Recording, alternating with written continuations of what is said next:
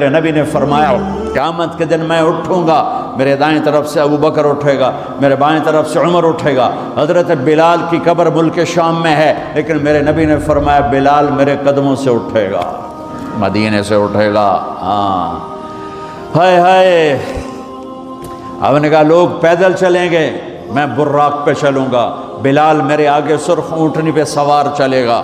جب میدان معشر میں پہنچیں گے تو بلال اونٹنی پہ کھڑے ہو کے کانوں میں انگلیاں دے کے اذان دے گا۔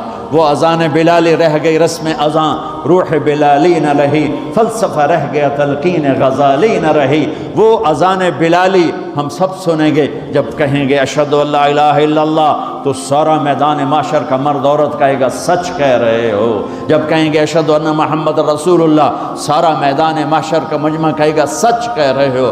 اس دن بلال کی اذان سننا، وہ غلام ہو کر محبوب ہوئے، حبیب ہوئے، پیارے ہوئے۔ جب ہائے ہائے ظہر کی نماز کی اذان دینے لگے، اللہ کے نبی کا انتقال ہو چکا ہے، جب اشہد ان محمد پر پہنچے تو روتے روتے روتے آواز بند ہو گئی، اور جلدی سے اذان پوری کر کے نیچے آئے، کہا آج کے بعد قسم اٹھاتا ہوں اذان نہیں دوں گا، میرا نبی نہیں ہے تو اذان بھی نہیں ہے۔ اور حضرت ابو بکر سے اجازت لے کر جب وہ خلیفہ بن گئے، جہاد پہ چلے گئے، 6 مہینے تک آئے نہیں۔ لاکھوں صحابہ جہاد میں گئے، کسی کو میرے نبی خواب میں نہیں آئے، صرف بلال کو آئے۔ بلال یہ کیا بے وفائی، ہم سے ملنا ہی چھوڑ دیا، ہمارے پاس آنا ہی چھوڑ دیا۔ آنکھ کھلی تو ان کو یوں لگا جیسے اللہ کے نبی زندہ بلا رہے ہیں، یا رسول اللہ میں آ گیا، یا رسول اللہ میں آ گیا، اور اسی وقت اونٹنی کو بھگایا۔ 21 دن کا سفر، 21 دن کا سفر 7 دن میں کیا، 7 دن صرف نماز اور پیشاب کے لیے اترتے تھے اور بھگاتے بھگاتے بھگاتے۔ 8ویں دن جب مدینے میں پہنچے تو آتے شور مچایا، یا رسول اللہ میں آ گیا، یا رسول اللہ میں آ گیا۔ ان کے ذہن سے نکل گیا کہ آپ تو دنیا سے جا چکے ہیں۔ جب مسجد کے قریب پہنچے تو پھر تڑپ اٹھے اور چیخنے لگے کہ آپ تو ہیں ہی نہیں۔ پھر گئے سیدھے قبر پہ جا کے یوں قبر کو لپٹ گئے، یا رسول اللہ میں تو آ گیا ہوں، آپ کہاں ہیں؟ یا رسول اللہ میں تو آ گیا ہوں، آپ کہاں ہیں؟ یا رسول اللہ میں تو آ گیا ہوں، آپ کہاں ہیں؟ بے قراری میں روئے جا رہے، میں تو آ گیا ہوں، آپ کہاں ہیں؟ میں تو آ گیا ہوں، آپ کہاں ہیں؟ نماز کا وقت داخل ہو گیا، کون سی نماز تھی اللہ ہی جانتا ہے، اور سب کو پتا تھا بلال نے قسم کھائی ہے کہ اذان نہیں دیں گے، لہذا کسی کو جرت نہیں ہو رہی کہ بلال سے کہیں آج اذان بلالی سنا دے۔ تو چند صحابہ کو خیال آیا کہ نبی کے نواسوں کو سفارشی بناتے ہیں، حسنین، آپ نے فرمایا میری آنکھوں کی ٹھنڈک حسن اور حسین، میرے جنت کے پھول حسن اور حسین۔ آپ ان دونوں کو اٹھاتے اور دونوں کو سینے سے لگاتے اور کہتے اللہ میں ان سے پیار کرتا ہوں، تو بھی ان سے پیار فرما، اور جو ان سے پیار کرے ان سے بھی پیار فرما، اور جو ان سے بغض رکھیں ان سے بغض رکھ، جو ان سے نفرت کریں ان سے نفرت کر، جو ان سے پیار کریں ان سے پیار کر۔ آپ اپنے بچوں کے لیے گھر میں تشریف لاتے دونوں کے، اور ایسے ہو جاتے، ایسے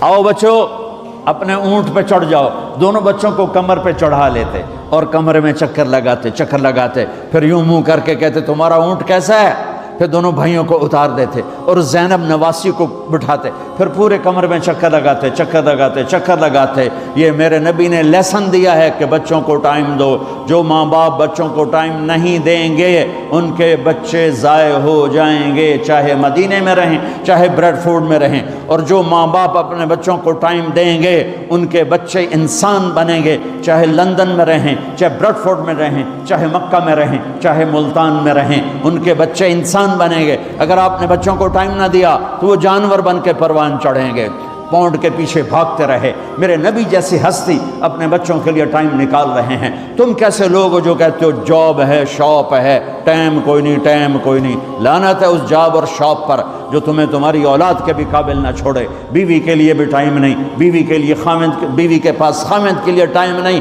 میاں بیوی کے پاس بچوں کے لیے ٹائم نہیں ہے۔ یہ کون سی زندگی ہے، یہ کون سی تہذیب ہے، یہ کون سی دولت ہے جس پر تو نے اولاد جیسی چیز کو قربان کر دیا۔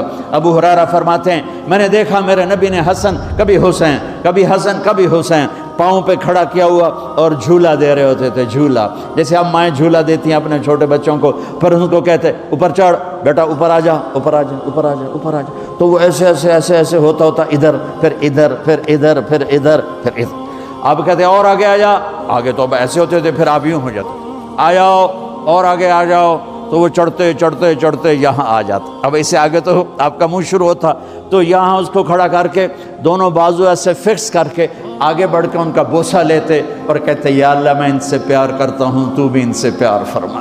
تو صحابہ آئے بچوں کے پاس، حسن حسین کہ بچوں آج کسی کی نہیں چلے گی، تم بلال سے کہو اذان دے۔ تو یہ دونوں ننھے منھے بھائی، حسن 7 سال کے، حسین 6 سال کے، 10 مہینے کا فرق تھا دونوں بھائیوں میں۔ چچا ایک درخواست کہ میرے ماں باپ آپ پہ قربان، آپ درخواست کیوں کہہ رہے ہیں، آپ امر کریں، آپ حکم کریں۔ کہنے لگے جیسے آپ ہمارے نانا کے لیے اذان دیتے تھے آج ہمارے لیے دے دو۔